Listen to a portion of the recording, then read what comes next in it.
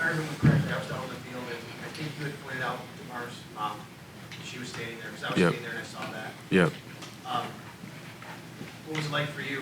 It was emotional for me to see her and want to get on the field for her son.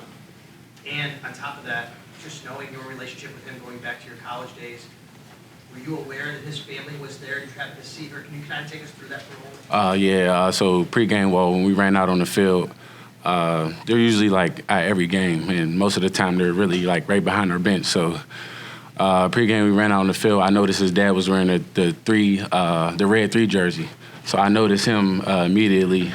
And then like when everything went down, I kind of like took a moment to just, I don't know why, it just popped in my head that they were there. So when I had seen them over there, by that time, Damar's mom was already talking to one of the security guys on the field, trying to get over there. And I think it was Lynn or Dr. Daz that I had asked to go over there and get them help to get down there. And if I can, it was Len. I know you brought him over there. Did you have any interaction with her or his dad, while they were in the ambulance, before the ambulance, anything like that? No, I didn't. The first time I talked to her, his mom, was when we got on the bus after the game. Dane, how are you doing? Sorry. I'm doing, I'm hanging in there, but I'm doing a lot better now since all the updates were coming out, you know what I mean? So since everything that's been coming out, since he's been, giving signals and everything like that, so I'm doing a lot better now. I was going to say, just like, how much of a relief is that to hear that he's doing so much better? It's a huge relief, you know what I mean? Like, I think the worst part about, like, everything is the unknown, you know what I mean? Like, us not knowing, like, his status or anything like that, which everybody did a great job of giving us updates and everything like that. But, just as a player, as that being our brother and him being so close, it's just like, you're just wondering, like, is he going to be all right in the end? So, like, once we got updates and once we got, feedback, it just started to make us feel a little better, for sure. Mitch, I would ask you the same question in terms of the progress he's made over the last 24 hours. We were able to talk with the University of Cincinnati doctors today. How did you receive that information, and what's been your reaction? Yeah, I think it's just been one of those fluid situations. The team's done a great job of kind of keeping us in the fold before, unfortunately, before you guys. So for us, like, we get into Zoom updates during the team meetings, which were awesome. It's really cool. You don't realize how much you need that until it happens. It's just been such a fluid situation. The information sharing throughout the departments has been phenomenal, and we've never felt like we were behind in that department. So in those regards, we were very thankful for everyone doing the best they could with something that was so volatile and just kind of changing minute to minute.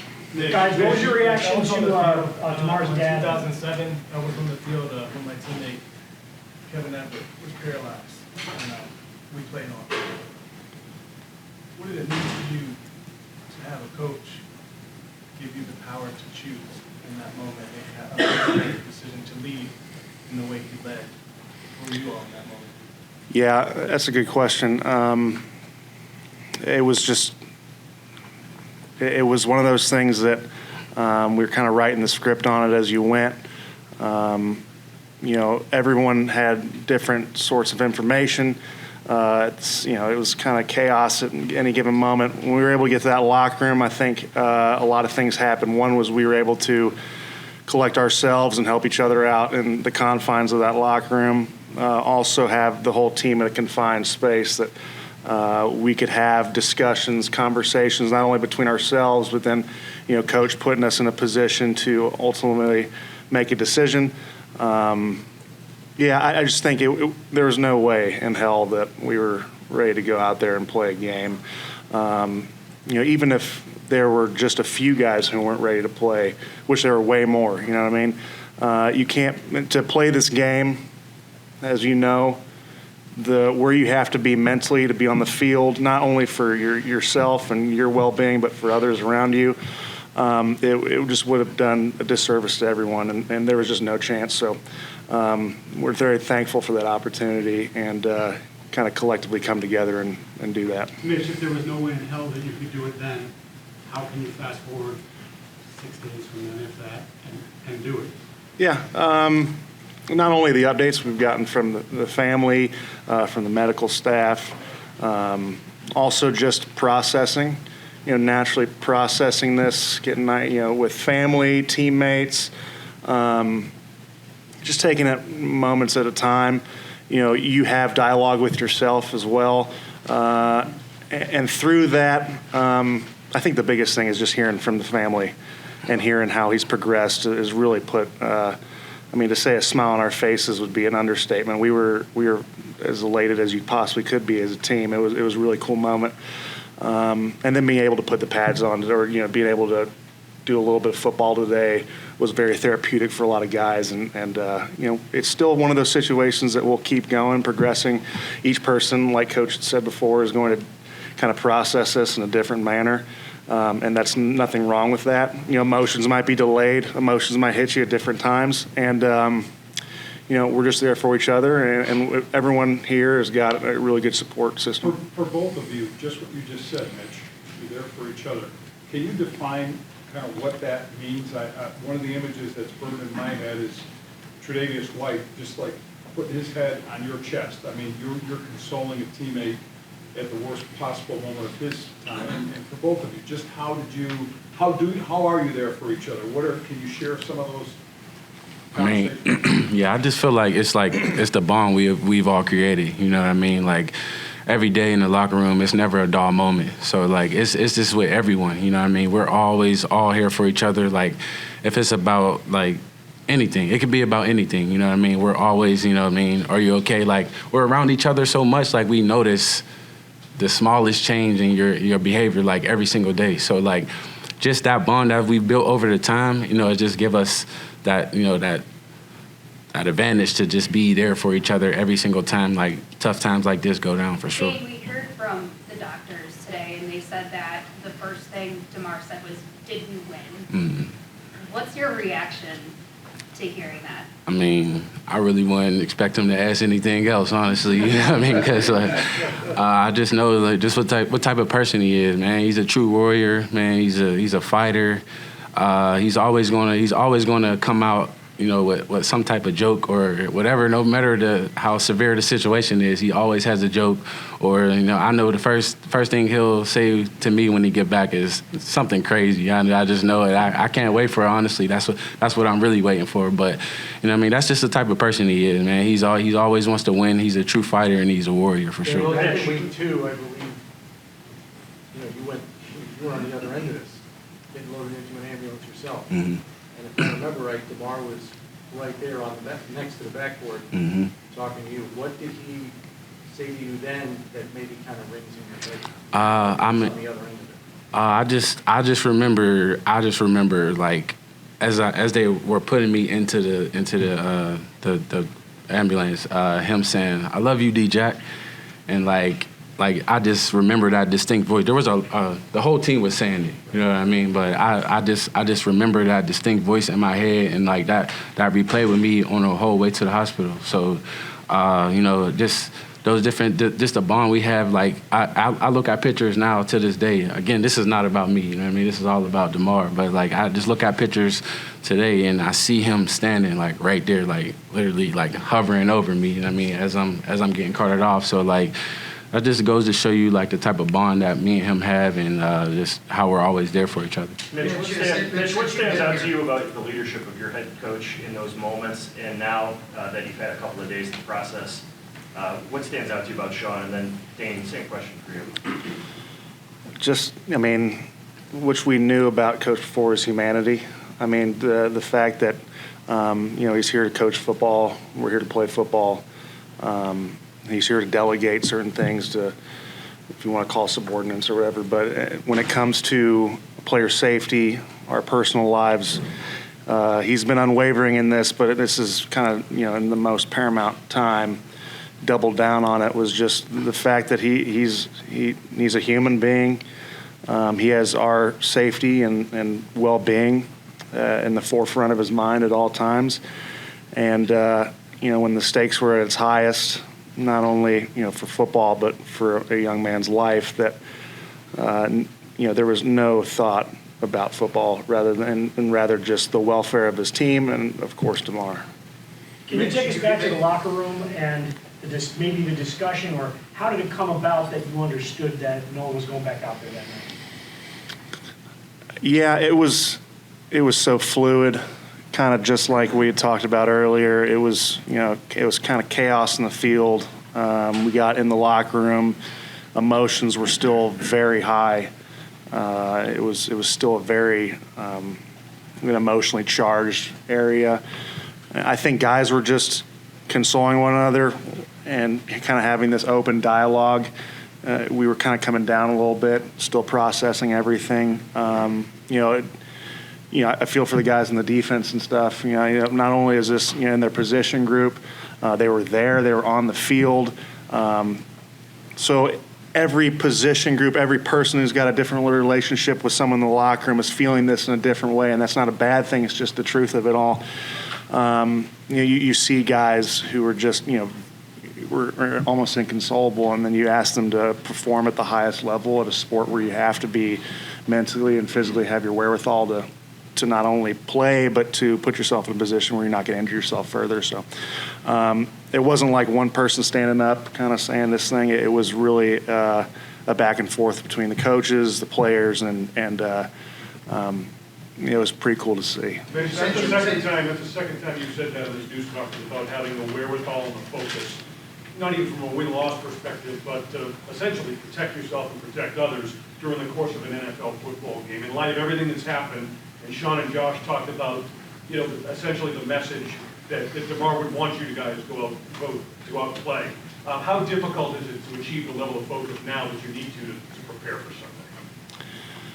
Like I said before, it's been so fresh for these 48 to 72 hours. Everyone's got their own conversations with themselves and their loved ones, and you understand as football players you assume risk on the field, but you say that and then something like this happens, of course it's going to shock you to the core, but then you have that guttural and visceral reaction rather. You take a step back, you think about it kind of just objectively, and then you also hear, I can't say how paramount it was to hear from Damar and his family, or Damar's family and the medical staff, and that really has shed some light. And like I said, being on the field today, having guys, it had some normalcy, and I think that was very therapeutic. Mitch, since you've been here, this organization has really prioritized mental health and making all the resources available to you guys and the entire staff and building whenever it's needed. How important has that been, not only up until this moment, but now especially after this moment? Yeah, that's a good question. I think we had talked about some people only pray when something bad's happened, or some people only seek this psychological help when things are at their most dire, which sometimes is the thing that thrusts you into that, and realizing that there's a whole next level in your life, or as a team, or as an individual, that you have this help. He's, coach and their staff has been very, I think, forward thinking in that regards. Something that I've personally been very grateful for. And it was no surprise when he had all these people here at our disposal. I think Dan can attest. You have 90 different guys in this locker room processing it in 90 different ways. You're going to have people who process it certain ways, was verbally, intrinsically, through hanging out with people by themselves, talking to someone. So there's no right way to do it. And I think that just to be able to have that opportunity was really cool. It seemed like Steph made it a point to be with you while everything was happening. How important was he while everything was unfolding? I mean, it was very important, he just made sure he was by my side, because he knew how significant our relationship was, so he just made sure he kept reaching out to me, checking up on me, as well as everybody else on the team did as well. Like, a lot of people know, our history and our background, so a lot of guys were coming up to me and, just making sure I was good, just checking on me for sure. So I appreciate that a lot. Dane, considering how long you've known Damar, like you just referenced, a lot of people are getting to know him, a lot more about him for the first time. Is there a story or something you want people to know about Damar from all the time you spent with him? I mean, I can't think of just a story. There's so many. I mean, so many times in college and stuff like that. But just a person that's who he is, man. He's a giver. He's a fighter. He's a warrior. He's an encourager. You know what I mean? Just for one thing, like his Chasing Millions Foundation, like, man, that's big. I remember like even going all the way back to college, you know what I mean, where he wasn't allowed to, you know what I mean, be on the forefront of it because he's in college, you know, where his dad had to take most of it. But like, that's just always what he wanted to do. You know what I mean? He always wanted to give back. He's always wanted to help. He always like looking for the next opportunity to just be a light to someone who wants to be in our position. So like that's just him, you know what I mean? Like just thinking of it makes me smile because I know once he gets back to himself, like he's going to be looking forward to helping out so many others. Speaking of the foundation, To follow up on that, just knowing the community that he gives back to so much, are you able to kind of imagine what it might be like for him when he realizes, how much money has poured in, what he can do camp-wise, toy drive-wise, with all of that now? Yeah, oh yeah, I just know he'll be like super excited, you know what I mean? Because like coming from where we come from, that's where he does most of his events and stuff like that. So like just coming from where we come from, I know like there's a lot of people who aren't as privileged to, you know what I mean, just get the basic stuff. Like when he just did his toy drive, like a lot of those kids may not have had toys, you know what I mean, if it wasn't for that drive. I mean, I don't know exactly, but that's just stuff that he's like willing to do and he wants to do. So I can't wait to see it happen. speaking of the foundation, just what has it been like from your perspective to see the millions of dollars from people across the country donating to support him through all of this? Yeah, I mean, it's just been great for me to see, you know what I mean, because like I referenced before, I just know like he's going to do so many amazing things with that, you know what I mean? I just know that like he probably has no idea about it now, but like once he finds out, you know what I mean, how much money that was raised and how many people supported him, I know like those thoughts are just going to start going in his head of what he can do to help out others, you know what I mean? It's never about him, you know what I mean? I can tell you from my heart, just knowing him, that I know that he'll do a lot of great things with everyone that supported in this foundation for sure. Yeah, you can't be in 60 living rooms of your teammates, but what do you think the conversations are like and have been like this week with players and their families? Yeah, I don't know if it's totally fair to speculate what other guys are going through. That's not fair. What I can assume is, just I know early on those first 24, 48 hours, I think guys spent time with each other. That was huge. Processing it out loud, especially guys who had gone through it together. I don't know how to totally answer that question. I assume that everyone's kind of going through this shock and awe at first, kind of having this huge emotional come down, and then kind of analyzing it in their own way, thinking about it, and hopefully, working through it. Mitch, we all know that Coach McDermott is just the ultimate player's coach, and he's always finding a way to find some inspirational, motivating to say to his team. What has been his message to help you guys cope with what has happened? Yeah, I think the coolest thing about this is that more than anything, his vulnerability has been huge for us. This sport at times can be such a macho, tough man thing, and I think when you look at this team room, that no one had any macho left to give. We were all just trying to process this together, and I think he was just such a good figure to kind of see how he was coping with it, his vulnerability, his emotions at times, which he had already spoken about, kind of gave us the opportunity to just let our guard down. And I think that's the biggest thing this whole time, is being able to let your guard down so you can heal and without having any wall to hold you back. And it's obviously been just an emotionally driven and so up and down. You just took us through what the last few days have been like for you. So what is it like in the meeting rooms now as you guys are preparing? How are you staying focused? I know you guys you seem drained a bit because of having to do this. Yeah, I think, Coach McDermott's been talked about a lot. The assistant coaches have also played such a paramount role. Like I'd said before, each position group might be feeling this differently. Everyone's feeling it. There's no doubt about it, but it might have touched home a little bit more with some position groups than others. I think when you start game planning for the Patriots, you open up with just like echoing what Sean's message was at times, which was, hey, if you need a moment, it's cool. This is uncharted territory for all of us, and we're here for each other.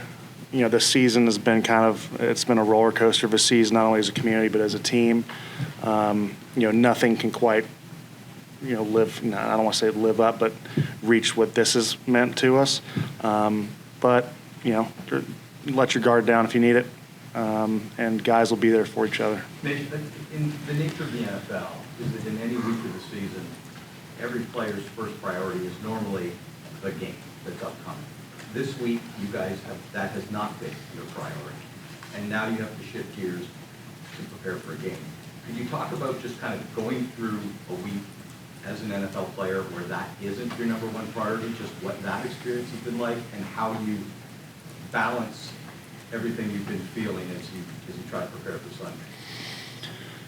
Yeah, that's a good question.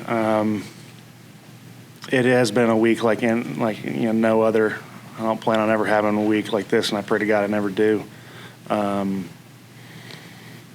We're just figuring it out on the fly. I mean, the fact that there's a game coming up Sunday is a blessing in a little bit, and at the same time has been daunting. Trying to balance both being a football player and your emotions and just kind of being a human being living in this moment. I'll tell you Monday how it goes, because we're still kind of figuring it out. Dane, I have a question about Damar. He had to step up in a big way football-wise this year. Can you tell me how did he approach that? What was his attitude about it? What did he say to you about his expanded role? Well, I could definitely say he approached it like a pro. Every single day he came in with the mindset ready to work. He never hesitate on asking questions of older guys like Micah and Poe. Those guys were always in his corner, lifting him up every single day like he make a play or something didn't seem right, and those guys are right there as soon as he come off the field, giving him pointers or whatever it may need to be, whatever it needs to be. So he definitely approached it like a pro, and I can't wait to see him get back out there, if that's the case. Dane, you guys go back, since Little League, right? And, he had that message for you, when you was going through what you was going through. I love you, D-Jack. The floor is yours now. What is your message to Damar and his family? My message is that I'm always be here. You know what I mean? No matter what, no matter the situation may be, if it's good, if it's bad, or if it's in the middle, I'm always be right here and doing everything I can to help. You know what I mean? I reached out to his family, doing whatever. I wanted to be there at the hospital with him if I can, but that wasn't the case. But still, no matter what, I'm gonna always be here. I'm gonna be a brother to him. I'm gonna be a friend to him, a friend to his parents, or just anything that they need from me. I'm here for them for sure, 100%. Dane, we heard from the doctors earlier today, and they said that they wish that everybody had parents like Damar's parents, and Damar has expressed how much his family means to him and how they had him when he was young, and they just taught him so much. You know his parents. What are his parents like, and why are they so special? Man, they're very special, I could tell you that. They're super strong. Just look at everything that they went through in the past few days, and I don't think I've seen a tear out of either one of them, So that just goes to show you how strong they are, and I know they're super supportive. I don't remember a game that they haven't been at since Damar wasn't even playing, you know what I mean? Like, when he wasn't playing, they were still at the game, still travel, and they're always there. Like, he's always making sure he makes it a point to go see them. He probably gonna see them right after the game, but it's just special because, like, when you're on the field at that moment, like, you know what I mean? Like, and you got your mom and your dad over there, just waiting for you to come over, and like, it just gives you a little more, you know what I mean? It's just a special moment. So, like, their bond and, like, everything that they do together doesn't go unnoticed, and as well as his little brother. You know what I mean? His little brother plays a big role in his life, and I know how much his little brother means to him, and I know how much he means to his little brother. So I can't wait till their relationship gets rekindled as well. Have you guys thought about what it's going to be like for this place on Sunday? The fans, the emotion, and how do you guard against Mitch as the captain, the guy who has to diagnose and make calls, guard against allowing all that to kind of overwhelm you as you're trying to play football? Yeah, I think everyone will be looking forward to getting that first snap out of the way. I think just in a regular game, there's nothing more nerve-wracking than the national anthem just the adrenaline's high, the anticipation. Now that might be speculation, and it might just be me, but I think, of course, the fan outpour, no doubt, will be tremendous for Damar and for this team. And I think once we start getting into the flow of it, it'll feel like football again. And I think people are really welcoming that. Hopefully that experience. And if some people don't feel that way, that's okay. It's just one of those things that we're just going to kind of ride the roller coaster per se and see how this plays out for a lot of guys. And it'll be kind of an ever-evolving situation. Hey, Mitch, it seems like right from the jump, you kind of jumped into the role of being a source of strength, whether it be for Trey on the field or even how you're just talking about the situation now. I guess two-part. One, where does that come from for you? And two, have you given yourself time to process it yourself?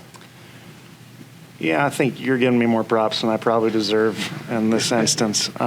It's a twofold thing. You can't hide the emotions on the field. Part of me wishes that moment between Trey and I was in the locker room. Part of the, I don't know if it's fair to either of us for that, but at the same time, it did show the world that what kind of situation this was. So it's a double-edged sword because the stakes were so high that you guys had no choice but to, find their true emotions just because that's a brother on the field for a lot of these guys and for all of us, So I'm just trying to do my job as a guy on this team. I think there's a lot of guys who stood up in a way that, even if they're not captains, played such a paramount and pinnacle role in a lot of guys coping with this. And it's one of those things that even after this game, it's not going to be a snap of the finger, we're all good. It's going to be one of those things that we kind of grind through. And if anything in this this season has just been a one after the other, this kind of domino effect of things that bring a team together. And this is just another one of those moments that, although the stakes at its highest, will just be one of those things. Dane, the way this team has supported you, the way this team has come together over the last few days, how proud are you to be a Buffalo Bill? Wouldn't want to be anywhere else, I could tell you that. You know what I mean? Just the way this team has come together, not even just supporting me forget me, you know what I mean? Just the support of everyone, you know what I mean? The support of the players, the coaches, the families. My family at home are getting text messages, you know what I mean? Just wondering how he's doing and everything like that.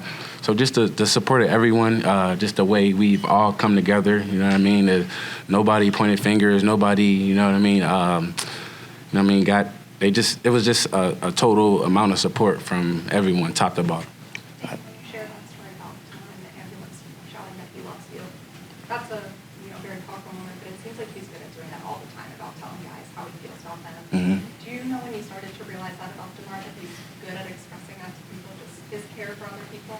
Oh yeah, it's been like that since college. You know what I mean? Like every time we left each other, or every time we would go on the field, like before in pregame warm-ups, we're always like finding each other. It doesn't matter what moment it is, but we always make sure we tell each other we love each other. Like before the game. So like that's just been in his character, and I'm sure that has a lot to do with his mom and dad, you know what I mean, the way he was raised. So it's as much as I can remember, it's been like that.